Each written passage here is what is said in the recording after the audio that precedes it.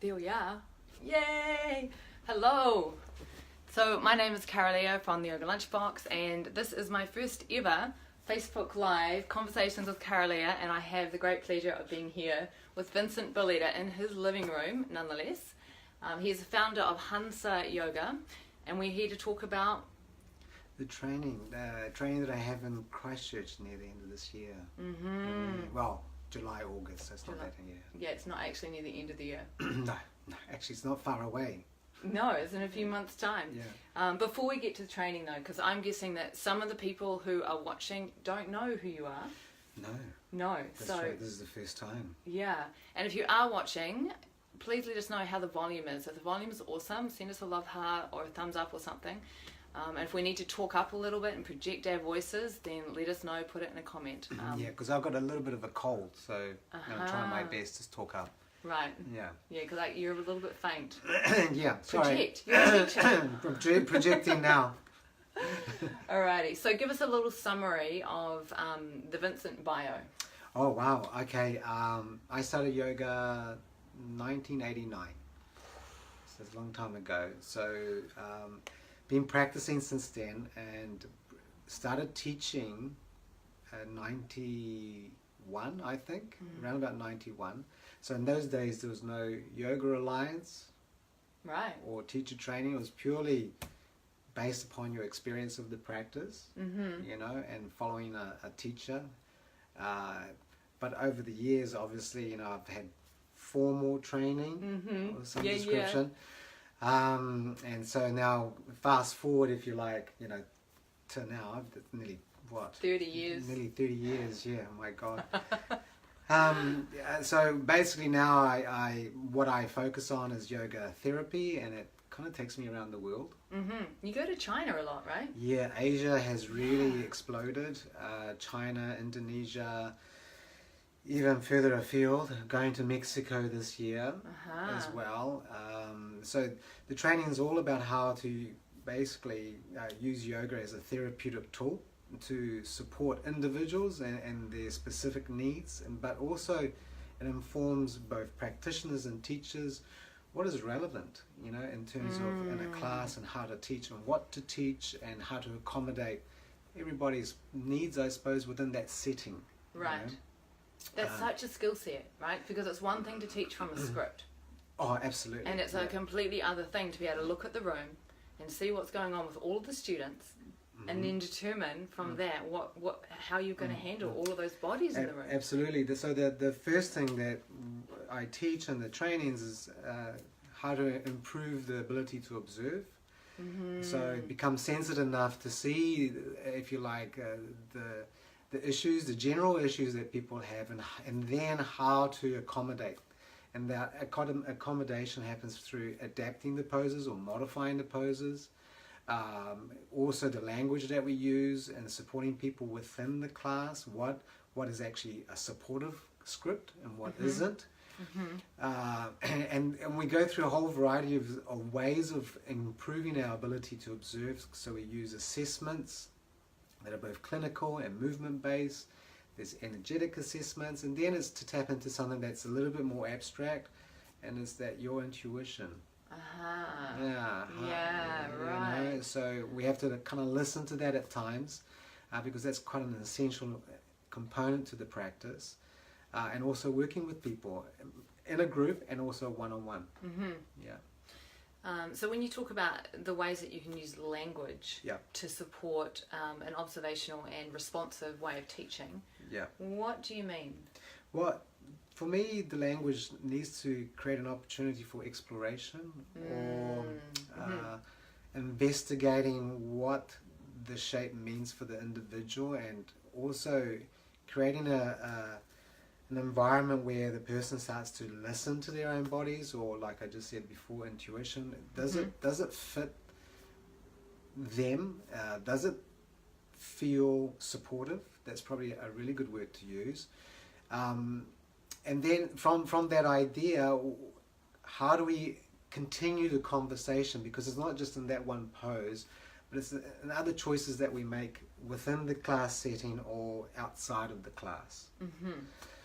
So it's trying to empower the student to start to listen to their body, listen to actually what is supportive to them, and that is it's not an instant relationship you can define straight away. It does take time because you're cultivating a variety of different skills, both as a teacher and practitioner. And the longer that you are committed to a process, the more that you start to see both what is useful and what is not, what is recommended may not be actually necessary at this point in time for you, but maybe later down the track. So it's a dialogue that it's open, rather than saying this is the way that you do it, this is the only way that you do it. It's more creating an environment that we're having a conversation, basically. And it's important for the teacher to realize that as they have a certain level of experience and understanding, but they are not in the bodies of the students. Right. So who's the ultimate authority? Exactly. So that is an important question, and I think it's very relevant in today's environment, yoga environment. Yeah.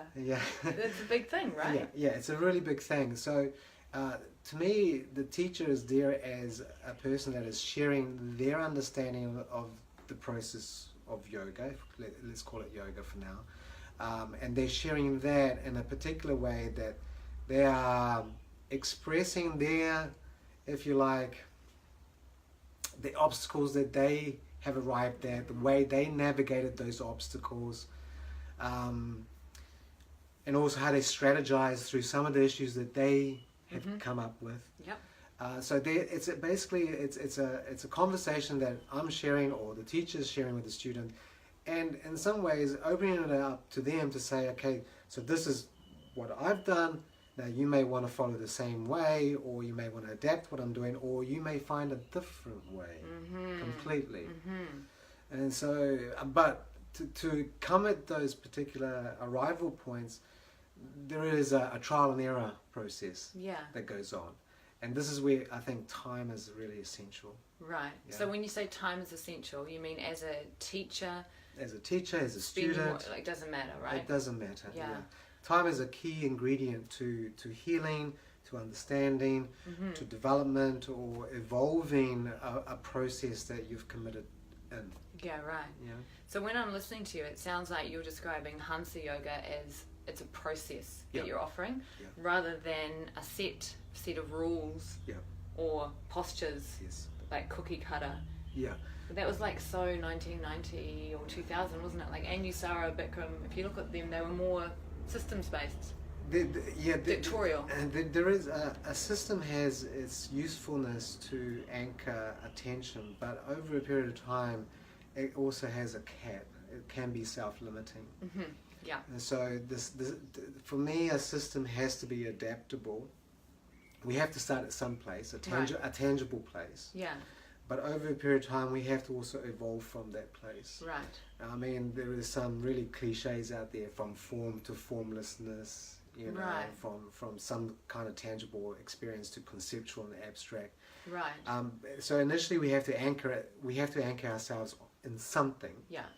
But that something that we are anchoring ourselves into has to allow for an evolution of that process. I'm so excited to hear you say this. Okay. I am, because like in yoga, that when I go to classes, sometimes it does feel like there's a stuckness. There's this rigid adhering to the form itself, as if the form means something. Right? And it's like, what happens when we tune into our intuition and we start to flow from body wisdom, and there's a sense of, but my body needs to do this right now, and where is the space for me to do that in the class, within the structure that you're presenting? So I mean, there is so many pitfalls to commercialize yoga, because there's so many agendas that you have to, as a teacher or a studio, have to fulfill. So these can have particular problems in terms of allowing for an evolution of what yoga is. And I think a lot of the yoga, historical yoga, has to be re-edited a little bit. It's time for the remix. I think so. Not to say that you throw out everything, but I think there has to be a very careful look, a discerning look at what is relevant to our communities, to the individuals that serve those communities, and also as teachers who want to evolve their understanding. I mean, we're all looking for a particular answer, which kind of sits around the idea of freedom from our own internal habitual tendencies or drives or triggers. So the whole process has to adapt to how we are progressing through life as well. So and you know, and we've heard the cliche, it's not all about asana. But the body is an entry point. Yeah, absolutely. And so, especially if you're not in your body to start with, right? Yeah. So rather than talk about asana from a stylistic perspective or a crystallized, you know, ideology of what it should be, can we talk a bit more from the perspective of movement? Yeah. You know, because movement to me is an expression of both an energetic outlet, but also of an intention or a particular motivation, or even a particular untold narrative. You know, so movement is such a beautiful way to express oneself, but from a therapy perspective, it's a great tool for analysis, and it's a great tool to actually understand the conversation, the inner dialogue that people are having as well. And so the hañsa right, because it becomes apparent in the way that they're moving and their relationship to the movement. And exactly, because you know, when the body moves, the mind moves. So when, you know, mind thinks, the body thinks. So, you know, there is no separation. So so you're looking at my belief over the years has developed to this idea that, you know, there is these particular paradigms that we all exist in, and it's how we multiple and how we enter them, the conversations that we strike up, and how we are guided in those conversations are really important for self-development. And I think that the word guided is, to me, really essential. As a teacher, you're only guiding particular concepts. You're providing a set of tools, and that people then choose when and where they use it. Yeah, right. Yeah.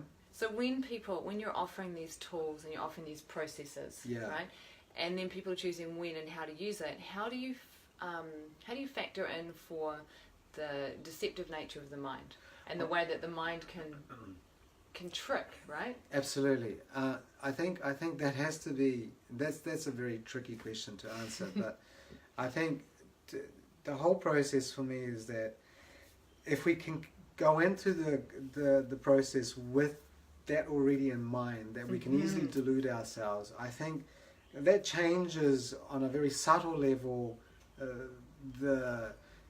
how we interpret the experiences that we have when they arise. Right. So you're already anchoring in the witness. Yeah. So that when the stuff is going on, you've got the wherewithal to go, hang on a minute. It's just a mind, or it's just a point of view that you are looking at from a bit more of a discerning nature, not taking everything for it as what it is, and being open to it, but at the same time, you know, if I can use this word, not being fully convinced by it as well. Right. So not believing your own bullshit. That's you know. But there's many ways of doing that. You can add humor. You know, you can hold lightly to the experiences, or even hold lightly to the idea of what yoga is. Can we answer that question? Can we explore that question? Oh my goodness. We can explore. Vincent, what is yoga? What is yoga?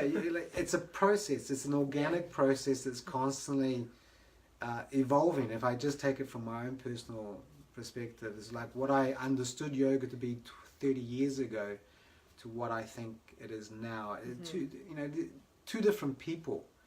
And for the simple reason, I think, you know, as we age, as we move into different phases of our lives, and as we have different experiences, you know, we change our value systems, we change the meanings, you know, or we change the mean making. So now the yoga to me is much more fluid in its nature. It's less formulated in a particular idea of what I should be, what people should be, or what it means per se. Yeah. So my interpretation, and it seems really abstract, but it is a lot looser than it used to be. So, and for me, that allows me, I think, on a personal level, to have more experiences rather than close myself down to consider this is what yoga is and this is what yoga isn't. Yeah. It just expands my view, or expands the way that I see things or feel things. That now yoga is everything, really, from the perceived bullshit to maybe finding some slight feeling of integration, and within that an element of peace, you know. Yeah. And I don't make the difference between the two. You know, the two to me are just equally important. The bullshit and the peace are kind of, you can't separate them. You know, because the moment you separate anything, there's you're conflict. moving away from. Yeah, there's conflict. You know. Yeah. So, but that you know, that's the ideal. And it's good to talk about the ideal, right? Yeah. You know, and we're all working in the best way possible towards it. Yeah. You know, and that's all you can do at the end of the day. So, like, having been immersed in yoga for 30 years, because you have been immersed in it, right? You've been in it deep. Yeah. It still excites you. Oh yeah. You're still passionate about it. Totally. It's still like, it's not like, I'm done with that, I'm going to move on to, Yeah, no, else. more than ever before. And I'm not sure why, but and I think that the last 5 years the practice has evolved in such a way that, and I think it's more because of the environment that I'm teaching in now. Right. The environment that I'm teaching in now is more through trainings, workshops, intensives. They have provided an opportunity to really start to formulate language in a way that supports what I have felt over the years. And so every workshop that I do, every training that I do is like a practice. Right. And so, you know, when I reflect after the trainings or after the workshops, it gives me an opportunity to fine-tune or hone, you know, what I'm in at the moment. So it's like a constant feedback loop, it's a constant process, like evolution, right? So I try and take, these days I try and take the emotion out of the reflections. Right. Yeah, and I look at it from the perspective, was the idea transmitted in a way that it made sense? You know, and if intuitively you think no, through the data that you've sort of picked up, you know, just subconsciously, then how then can I make it more digestible, the information? How can I break it down even more so that I can build a process for understanding that we can start to take it step by step, layer by layer, so that people come into a point of arrival that they get it. You know? Yeah, So, I do know. yeah. I mean, it's a complex thing in a way for someone like yourself who's been practicing for so long. So your experience of the practice is so far from someone who's walking in the door. Yeah. So how do you bridge that gap with a language that allows them to feel what you that's experience? That's the artistry or the mastery of it. Yeah. So it's trying to meet where people are at, and what I have found that the best environments is when you give yourself, from just the logistics, you know, a couple of days, 3, 4, 5 for a training. And so you slowly build the information. You take people on a journey, and I think this is really important. Sometimes the class scenarios that most yoga teachers are in, the 1 hour, an hour and a half classes, the once a week class, the transient nature of the students doesn't offer the opportunity to build dialogue. Which is difficult. So you're always pitching at a particular level that suits that environment and you know, generally where people are coming from. So for me, changing how I teach yoga into these formats, as I mentioned in workshops, intensives and training, gives me the opportunity now to teach. You know? This is something I reflect on often, that teaching itself is a relational practice. Absolutely. And in order to really get into the juice, you have to have the relationship between the teacher and student. But given the modern nature of yoga studios and the drop-in and the changing teachers and everything, that relationship, it's much harder to build it. Yeah. So for me, the trainings, because there's a number of components. I mentioned one already, which was the assessment. The other is basically, the seed practices. The seed practices is stripping back the movement to, if you like, to its original forms, and reconstructing how people strategize movement in a way that's more functional for them. And so when we have issues, problems, or what have you, it's to actually start to strip it back to where the intention arises, how that manifests in a physical embodied way, and then how that is, if you like, more fully embodied and then as enough movement expression. And we look at that as a way of re-establishing better patterns of use. Right, yeah. Okay. So if someone goes in, just to make it more concrete for people, if someone goes in to say lots of chaturanga and they've got a particular pattern of movement, and they don't catch it, right? Then over time that's going to be detrimental to their body. Yes, it is. So most of our patterns of use sit at a level that we're not generally conscious of. They're fairly reactive to a particular stimulus, and they are so patterned that they have become quite chronic as movements. Yeah. And at times these patterns have also become character traits. Yeah, so it moves from the physical to the emotional to the mental. Yeah, exactly. I love that stuff. And so so when we unpack it all, it's like with most yoga models, well, in particular the kosher model, it's a multi-layered, multi-dimensional relationship that you're trying to foster with people. So these seed practices are both physical, they're energetic, but they are also awareness based, and they also strip back to how we inhibit certain levels of awareness. Yeah. Right. So can you expand on that? How we inhibit certain levels of awareness? And it is again, these levels of awareness are subconscious in terms of, because they're based upon past narratives, or histories. Yeah. And we all have a level of perception of our body. In some parts of our body we perceive more accurately than others. Yeah. Or some parts we view more favorably than others.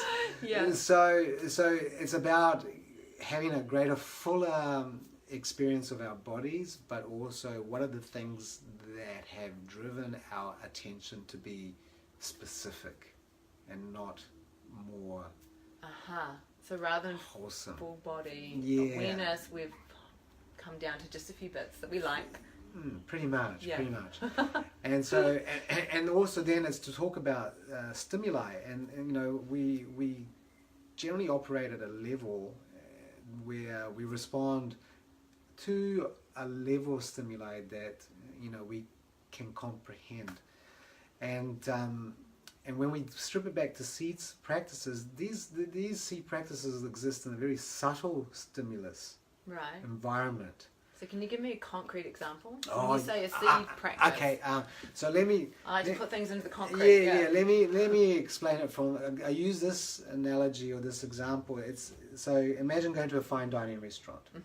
Okay, so when you go there, you get a big plate, and there's a small, morsel of food there, and now because there's so little and you've paid so much money for it, and you are just intentionally putting more value around this, you're going to taste every single mouthful. You're going to taste everything, and you are going to take your time, you're going to savor it, and you're going to really indulge in the sensations. Right. Now let's take a different image, going to McDonald's as an example. Sorry to use McDonald's. Don't be sorry. Yeah, but you are just going to finish that meal in 5 minutes flat. Yeah. So, and if you are constantly going to those places of stimulation where the stimulus is gross, when you start to delve into the more subtle arrangements of sensations that arise, you have to retrain your attention, you have to retrain your psychology, if you like, because you have been so inundated and so always putting yourself in an environment. and that only directs your focus to one level of operation. Yeah. Okay, so Yeah. that's why some people find it hard to meditate or find it hard to do softer practices. Or I found in the past, you know, when I'm taking teachers who have had issues in their bodies and take them gently away from a vinyasa practice that is more highly energized, more stimulated, or there's more stimulus, and they're looking for that stimulus, and then I place them in an environment that's a little bit quieter and a little bit more introspective and contemplative in the way that they do things. It's a real challenge, not physically, emotionally and mentally. Yeah. Yeah. But that's the thing. I mean, so many of us have literally fled from our bodies so that we don't feel the uncomfortable emotions, right? Because of lots of reasons. Yeah. There is lots of reasons, that's right. Yeah, and so then all of a sudden you're on the mat and you're being asked to do something subtle and place your attention, you're going against a survival mechanism, right? Because that avoidance of emotion. There's definitely defensive pushbacks around it. I like that phrasing, defensive pushbacks. Yeah, and it's unintentional. Yeah, so I mean, it gets automatically triggered, right? This is dangerous, I can't feel this, I'm going to protect you. Exactly. So to me, the yoga is a therapeutic process that you have to consider from the perspective of dosage. The dosage of the yoga? Yeah, it's a how much, how little, you know? Yeah. It has to be just enough for some transformative process to be instigated, but not too little where you're not really engaging in that conversation that's maybe slightly uncomfortable. Right, because you might disassociate, for example. Yeah. Now, the issue is obviously being re-traumatized, so the first and most important thing is to create, in these environments of a practice, a safety. Right. What is safe? And so, and everybody's, you know, safety is different. Yeah. Yeah. Yeah, totally. For some people, it's not safe to close your eyes. Yeah, exactly. So the conversation, we have to have conversations around that prior to starting to engage in what is going to bring about some kind of recognition or some kind of integration. And if we give ourselves time, and this is where I came back to where I started with, if we give ourselves time, then we give ourselves the opportunity for those environments to be built, for the right tools to be cultivated and skillfully managed, and then we can start to slowly introduce dosages that will take people into particular realms that will slightly shift where they are. You know, and it doesn't have to be much, by the way. 1% is huge. So shifting your perception by 1% is massive. Yeah. You know, it doesn't require, I mean, when we think about yoga, sometimes we think it from the perspective, you know, transformation has to happen in these large, big leaps, and that you know, that all our efforts and willfulness and you know, commitment has to be this massive, you know, and I'm afraid it's also some of the value system in society, you know, that we value effort with so much we value, but yoga is asking, and I say this to a lot of my students, is to be softer. How can you find a softer version of yourself? You know, and how and through the softness we are able then to regulate those efforts better. You know, and I'm afraid a little bit too that the yoga, contemporary yoga now has been infiltrated by exercise. The mindset of exercise. Yeah, that kind of an industry. Harder, faster, push. And it suits the general mentalities, because that's, you know, how we are taught at school. You know, do your homework, work hard, you'll get somewhere, all that kind of stuff. So, but if we can just change the conversation and say, can we make it a little bit softer, then what happens? And generally, in my understanding and experience is that because the intensity is not so great, people can relax and their blinkers open up a little bit more, and they take in more. People take in more. Yeah. You know, so there is more content or more context to the environment that they're in. You know. And what about when do people get bored? when they get bored. You know what I mean? Yeah. Like they're like, I'm doing nothing. You've got me doing this thing. I'm not doing anything. I'm bored. What is, how do you... Yeah, boredom is just an opposite, if you like, the opposite spectrum, the opposite end of the spectrum to overexcitement. I just had this conversation actually earlier today. And so, people who are very stimulated, when you bring a softness to it, they start to fall asleep or they get bored. Yeah. This is really important. This is a teaching. So you have to, again, associate, you have to recognize that. And the idea is that is basically a mirror image of where you are. Yeah. Okay? Yeah. And so once we've identified it, that is just your pushback. Right. So that's an example of a defensive pushback. That's a pushback. Yeah. And then we can start to now find actually what is center for you. Yeah. So then the dynamic collapses between overstimulus and boredom.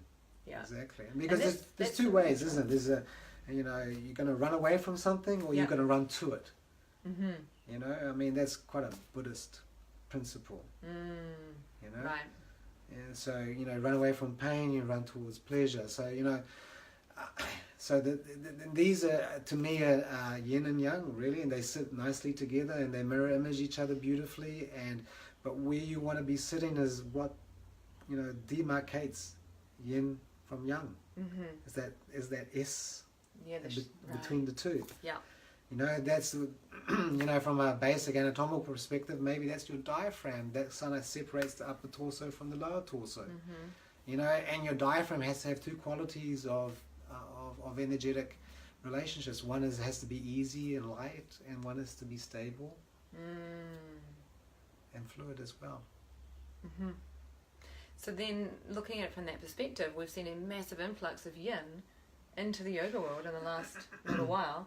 Is that, like, do you see that as a counterbalance to the amount of yang in vinyasa? I think so. I think, in yoga they talk about it in traditional what is traditional? We won't go there. Traditional yoga, they talk about Brahmana, Langana. So it's the same. Brahmana, Langana. So Langana. These are energetic practices. So there's two qualities. One is much more yin and one much more is yang. So, but in yoga therapy it's more specialized. So when you analyze the character and the energetic values that they operate under, then you organize practices in association to that body or that person. Yeah. But now we've got generic practices like yin classes or yin practices, and then you've got now yin yang practices. Yeah. And so forth. So these are all again in relationship to what is current, what people gravitate towards, but in general I would say that most people gravitate towards yang practices, and our life is like that,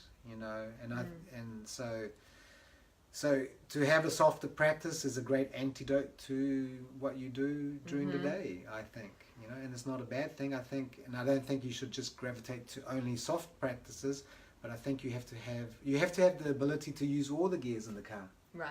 Yeah, it's all about what you need, right? Exactly. What do I need today? And then being able to and then being able to discern what I need. And today you need something different to tomorrow. Yeah. And so when you get systemized or generalized or scripted sequences or choreographed sequences that don't change, and then it doesn't adapt. It doesn't allow for adaptation. It doesn't allow for the mentality of the practitioner to value other things as well as just not only the thing that they're doing. Okay, so explain that again. Yeah, so this is a little bit of a tricky one. So when you solidify an approach, you lose the ability to, one, adapt, but also appreciate that the spectrum of movement is so large. Because you're doing the same thing all the time, so you're missing out on so many kind of movements. Well, you're missing out on so many different experiences. Yeah. That potentially could aid what you what your main practices. Yeah. So then when you work with teacher trainees, Yes. right, with the hañsa yoga approach, how do you give them enough structure or form so that they know how to sequence, you know, because to me it feels like there's always this blend of Shiva and Shakti in terms of container and the form, so that there is then freedom for the formless and for the intuition and that to take place. So because the trainings are therapeutically based, so as I mentioned before, there is tools to learn to analyze structure, movement, people. So you're observing people Yeah. and using these tools so you can go, okay, this person's got an issue with their mother. Yeah. So there's not quite, but yeah. But there's certain protocols that you have to learn. Right. Okay. Yeah. So and they're tangible and easy to learn. Mm-hmm. And then there's certain protocols that you will learn about common conditions. Right. As well. Yeah. So if you have a lower back problem, there's a list of exercises that you will look at as potential ways of solving that problem. Yeah. And then there will be the learning of those exercises, and there'll be specific points to really hone in on.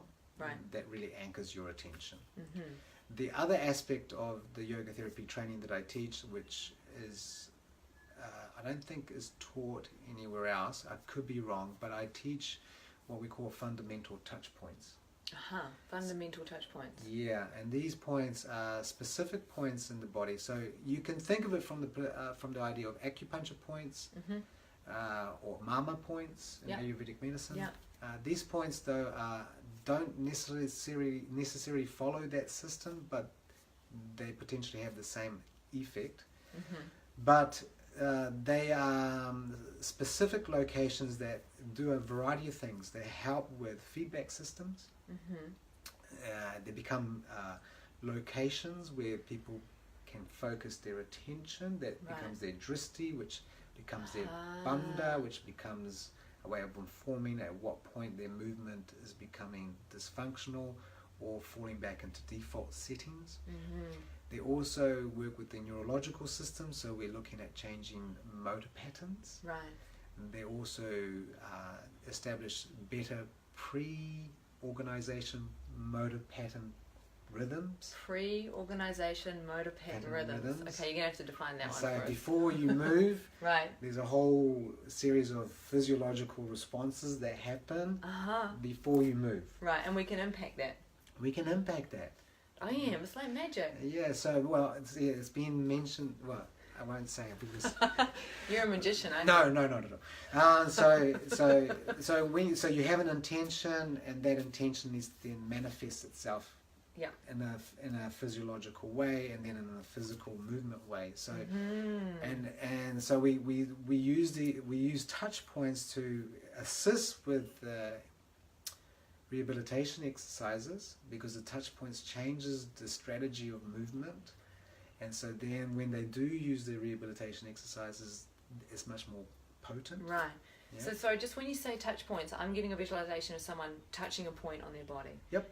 Is that what you mean, like physically touching, or just like with the attention? No, physically touching. Right. Okay. And so and this is, so the lighter the pressure, the more powerful it is.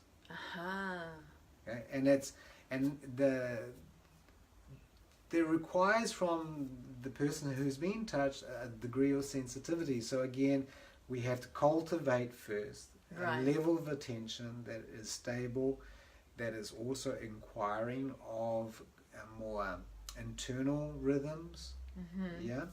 So we're looking at that. And we can do it as we're touching, where the pressure is a little bit firmer, more obvious. You know, the stimulus is very, understood. But ultimately, the touch gets lighter and it becomes more intentional. Yeah. Okay, get it. So you're working with the energetics more. Now we can go a little bit further and talk about it from the perspective of fascia. And how to influence the reflective patterns of fascia, and also the feedback system that operates. Juicy. It is really. I mean, it makes me want to come and do your really training. It's really cool, man. It's amazing. I'm excited. And I mean, I've been working. So this is July, August, right? This is July, Flow Hot Yoga, Christchurch. And how long do they get to hang out with you for? 10 days. 10 days of Vincent. Yeah, I know.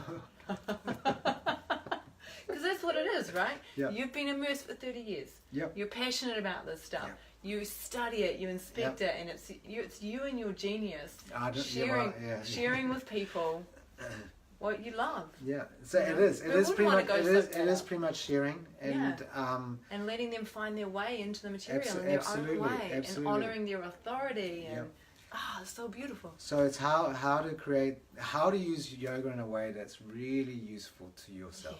You know, and then if that can expand into the community, even better. Yeah.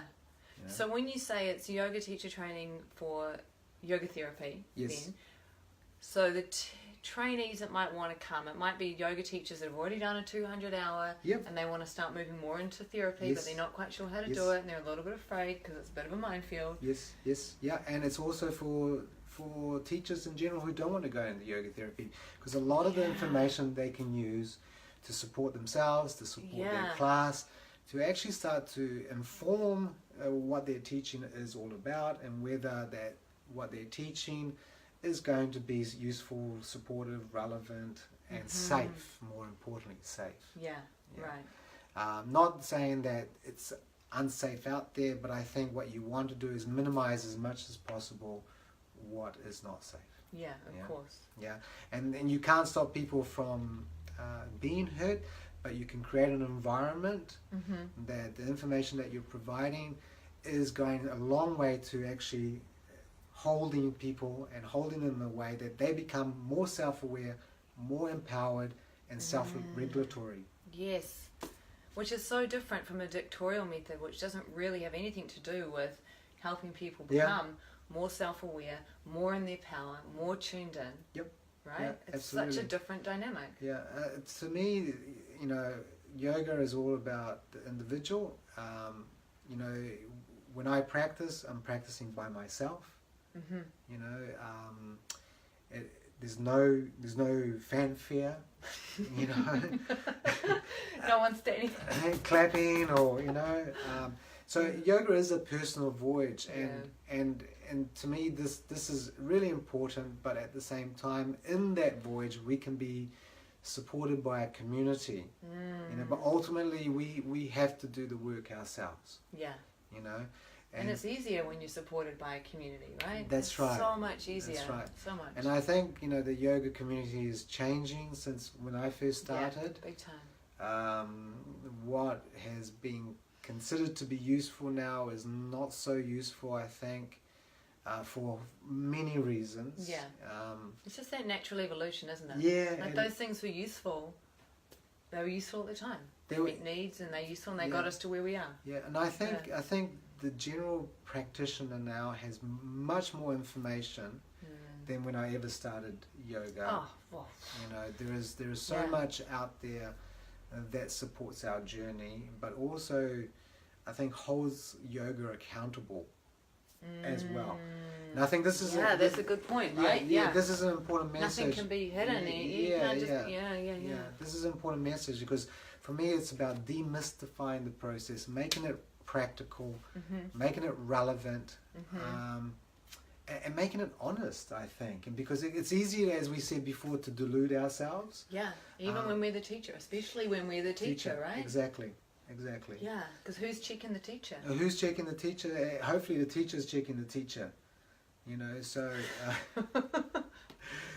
but I mean, you know, I was watching this conversation yesterday on YouTube, and it's like from the fool to the master, and there's no way of bypassing that process. That we start with not knowing, we make lots of mistakes. That's a key ingredient into evolving.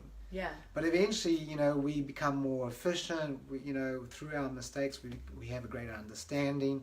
We know what works, what doesn't work, and then eventually we become more masterful. You know, with the whole process. So that's why I say yoga is a natural, organic, living thing.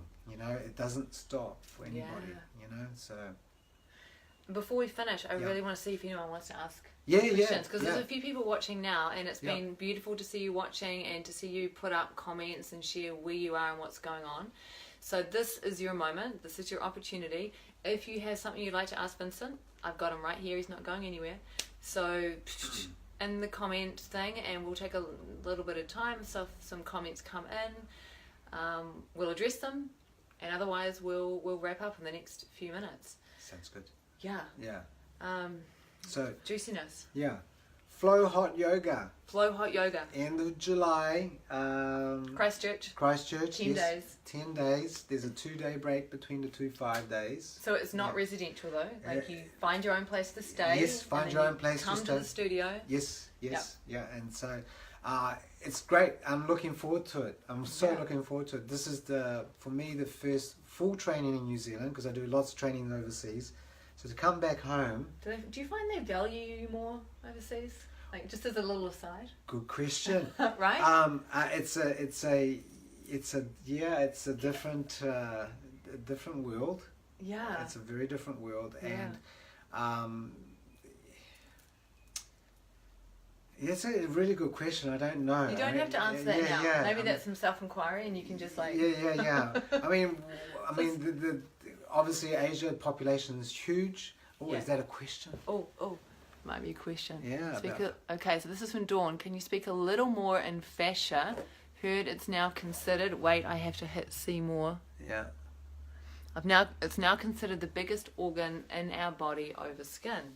Over skin, right? Yeah, apparently so. Right. I've heard that too. Thank you, Dawn, for your question. So right, yes, fascia. so fascia, yes, big, large organ that now is also very receptive. And it provides information in terms of spatial and internal. So it's a major. There's a lot of major studies going on with fascia. Yeah. So what is it? Like, if you define fascia. Oh, it's so because some people don't know they haven't heard of it. They're like, where does this organ live? What is this thing? Yeah, to keep it really simple, is what holds our internal organs all together. It kind of envelops them, and envelops the muscles. It's kind of like. And it goes from the top, right, Yeah, all the way down to the bottom. It's everywhere. It's everywhere. It's like we've been glad wrapped everywhere. Yeah. I don't know if glad wrap is a good description of it. Interwebbed. Yeah, that's right. So, but also it behaves in particular ways, and then there's different levels or layers to it as well. And it's been spoken about quite a lot, almost to the point it's a little bit excessive from my perspective. Right.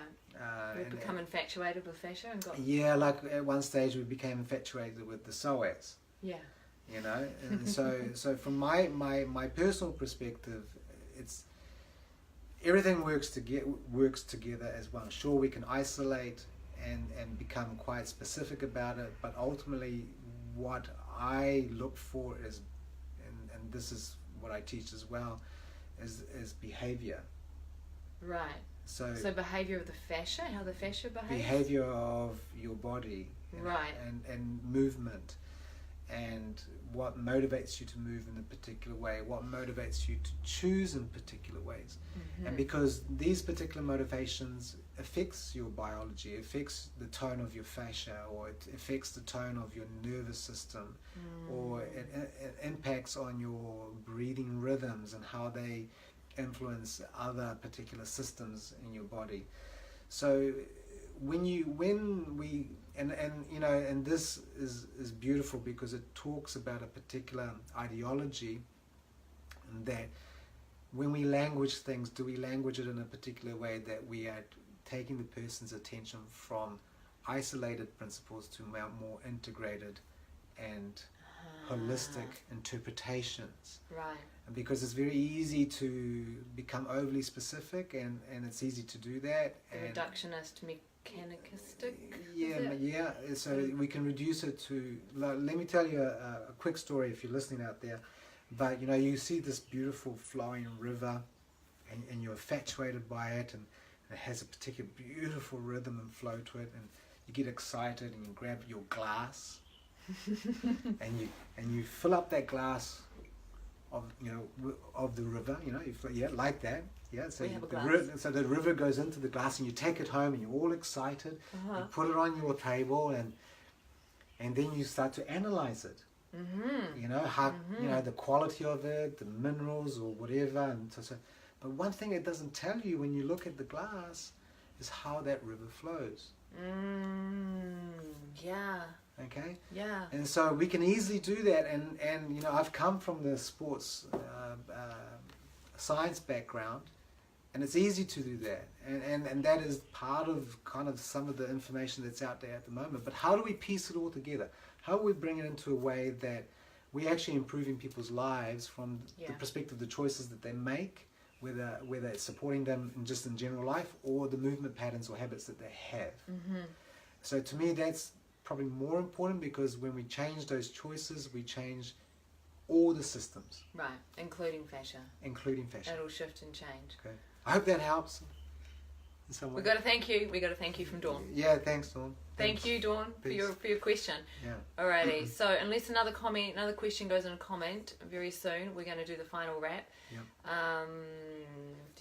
So if people can't come to the 10-day training at Flow Hot Yoga in Christchurch in July, where else might they find an opportunity? Like if they're not a teacher, right, but they want to come and, you know, imbibe of your awesomeness. So, I'm trying to do more work here in New Zealand. Right. So next year we've got another training going. And I'm planning to do a few more intensives and workshops here. Okay. I just did one in New Plymouth last weekend, which was really cool. Really enjoyed it. So I'm looking forward to doing more. In actual fact, if there's any studio owners out there that are interested for next year, let me know. Vincent would like to come to your town, to your studio, and deliver some greatness. Yeah. Calendar comes up. Yeah, that's okay. But no, so next year definitely a few more events here in New Zealand. Cool. But things are taking off really nicely overseas. So, you know, but I always got a soft spot for here. Awesome. So, yeah. Well, I hope you continue to do more stuff in New Zealand. Yeah, I'd like to. Yeah. And people keep showing up. And, yeah. Right? Because that's the key thing. You guys got to show up. If you want to see more of him, you have to come. Yeah, that's right. That's right. Hey, thanks guys for being out there. Yeah, thank you, Vincent, for inviting me to hang out in your lounge, in your living room and have this conversation. Absolutely perfect. Thank you for having me. Really appreciate it. Yeah. Pleasure. This is the second time actually. I know. And you know what? It's so much more awesome to be in person with you. Yeah. I agree. I totally agree. Yeah. This is cool. This is real cool. Yeah. All right. Thank you all. Peace, guys. It's a wrap. Thank you.